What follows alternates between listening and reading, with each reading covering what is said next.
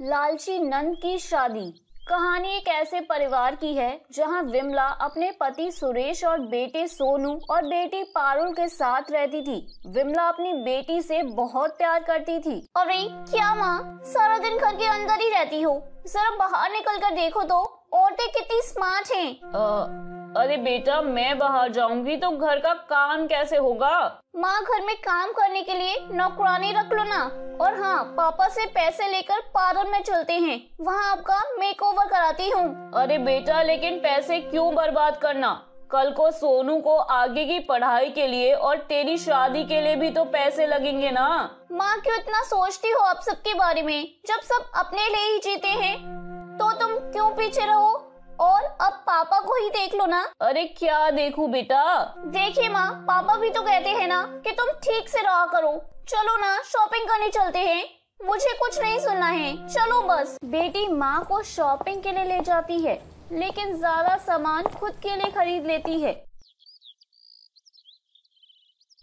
फिर एक दिन पापा आपको एक बात बतानी थी सोनू के बारे में। वो कल ना गली के आवारा लड़कों के साथ खेल रहा था। मैंने उसे बहुत समझाया कि पापा इतनी मेहनत करते हैं, फिर तुम ऐसा क्यों करते हो? हाँ बेटा, वो कुछ बन जाए, तुम्हारी शादी हो जाए तो समझूंगा जिंदगी सफल हो गई। अरे पापा, आपकी जिंदगी तो सफल ही है, और भाई की भी। शहर में सबसे महंगे एरिया में आपका घर है, जो बाद में भाई का हो जाएगा। तो आपको किस बात की दिक्कत है पापा? अरे बेटा, घर की ईंट फोड़ फोड़ कर थोड़ी ना खाएंगे। कम से कम बेटा कुछ कमाने लायक तो बन जाए। एक रोज माँ, पिताजी, मैं आपको किसी से मिलवाना चाहती हूँ। ये अविनाश है, मैं इससे शादी करना चाहती हूँ, पर ये अभी सेटल नहीं है। पारुल, अभी कैसे तुम्हारी शादी करवा दे? अभी तो तुम्हारी पढ़ाई खत्म हुई है। कुछ काम कर लो, करियर बनाओ, कुछ देखो। मैं ऐसे कैसे शादी करवा सकता हूँ? कोई भी शादी के लिए नहीं मानता तो एक दिन पारुल अविनाश के साथ भाग जाती है, जिसके दुख में उसके पिता की मृत्यु हो जाती है। माँ, संभाल अपने आप को, कुछ खा ले, सारा दिन रोती रहती है। अरे बेटा, तेरे पापा के बिना मैं कैसे रहूंगी? और तू भी तो कोई काम नहीं करता, कैसे चलेगा हम लोगों का घर? अब तू चिंता ना कर माँ, मैं कोई न कोई काम जरूर करूँगा। फिर हम लोगों के पास इतना बड़ा घर है, इसका एक हिस्सा हम लोग किराए पर चढ़ा देते हैं। माँ को बेटे की बात जम जाती है और फिर दोनों ठीक से रहने लगते हैं कि एक दिन। माँ देखो तो, पारुल आई है। सामने पारुल खड़ी होती है, उसकी हालत खराब होती है। सुंदर सी दिखने वाली पारुल बिल्कुल नौकरानी जैसी लग रही होती है। माँ, मुझे माफ कर दे, मेरे कारण पापा नहीं रहे। माँ पहले तो पारुल से बात नहीं करती, लेकिन बेटे के समझाने पर वो उसे गले लगाकर रोने लगती है। तू कहाँ थी और वो अविनाश कहाँ है? वो घर पर है, वो कोई काम नहीं करता, नौकरी भी मैं ही करती हूँ। पापा के बारे में कल ही पता चला तो रहा नहीं गया। अरे कोई बात नहीं बेटा, किस्मत का लिखा कौन बदल सकता है। पारुल अब आए दिन माँ के पास आती और उसके कान भरती। अरे क्या माँ, तू भाई की शादी कर देना किसी पैसे वाले घर में। उसका जो दहेज मिलेगा ना, उससे एक और घर खरीद देना और इसे बेचकर पैसा अपने पास रखना। कल को बहू आ जाएगी तो पैसे पैसे के लिए तरसा ना दे तुझे। अरे नहीं नहीं बेटा, सोनू मेरा ख्याल रखता है, वो ऐसा नहीं करेगा। अरे माँ, बीवी के आने से ना सब बदल जाते हैं, बाकी तेरी मर्जी। पर कहते हैं ना, रोज रोज एक ही बात को कान में डालो तो वो एक दिन सच हो ही जाती है। देख सोनू, तेरी शादी हो चुकी है, तू ना अब अपनी बीवी को लेकर अलग हो जा। माँ कैसी बात कर रही हो? मेरी कमाई इतनी है नहीं कि मैं कोई अच्छा मकान ले सकूं। अरे तो जाकर किसी झोपड़पट्टी में रह, लेकिन निकल यहाँ से। माँ के कहने पर सोनू अपनी बीवी के साथ अलग रहने चला जाता है। उसके जाने के बाद पारुल माँ के पास आती है। माँ, ये अग्रवाल जी हैं, इस घर की अच्छी कीमत देने को तैयार हैं। ये ले पैसे। बेटी घर बिकवा देती है।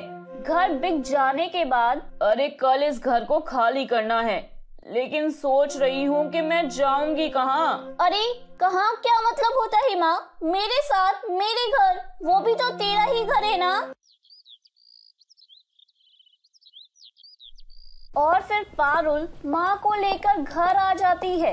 रात को,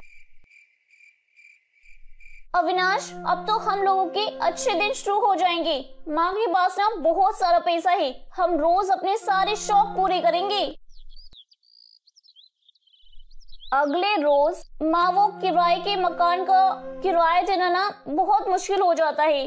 सोच रही हूँ क्यों ना एक मकान ले लूं, डाउन पेमेंट दे देती तो ईएमआई तो मैं देती रहूंगी जैसे किराया दे रही हूँ।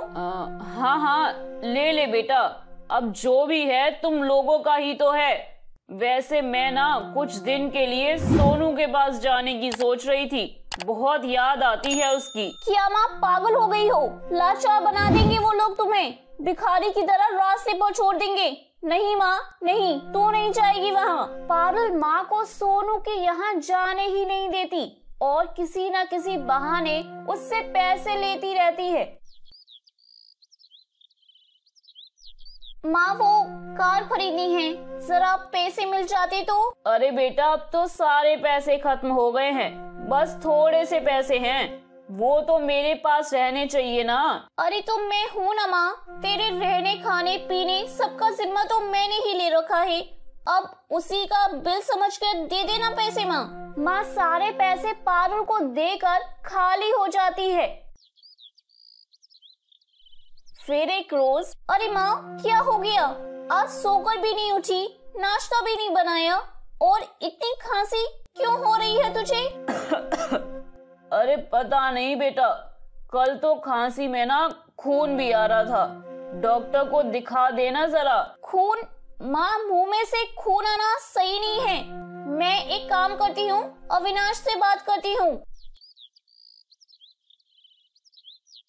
शाम को पारुल पति से बात करती है। अरे ये तो खतरनाक बीमारी के लक्षण है पारुल, माँ के इलाज में तो बहुत सारे पैसे लग जाएंगे अब। अरे लगाने दो ना पैसे, वो पैसे लगाएंगे उनका बेटा।